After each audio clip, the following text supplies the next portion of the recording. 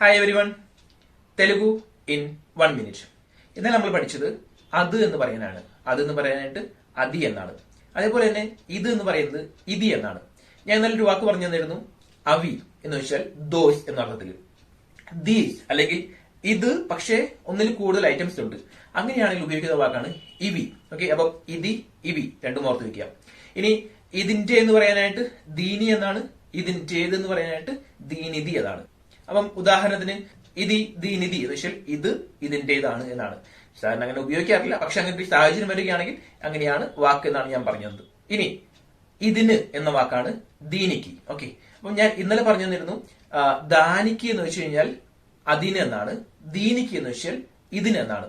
നമ്മൾ സാധാരണ അതിനൊരു കാർ വേണം ഇതിനൊരു കാർ വേണം എന്ന് പറയാറില്ല. പക്ഷേ ഇതിനൊരു കാർ വേണം എന്ന് പറയുകയാണെങ്കിൽ, അല്ലെങ്കിൽ ഇതിനൊരു സ്ക്രൂ വേണം എന്ന് പറയുകയാണെങ്കിൽ ദീനിക്ക് ഒക്കെ സ്ക്രൂ കാവാലി. ഓക്കെ, ഇതാണ് പെർഫെക്റ്റ് എക്സാമ്പിൾ. ദാനിക്ക് ഒക്കെ സ്ക്രൂ കാവാലി, ദീനിക്ക് ഒക്കെ സ്ക്രൂ കാവാലി. ഓക്കെ, അത്രയും പറയുന്നുള്ളൂ. ബൈ.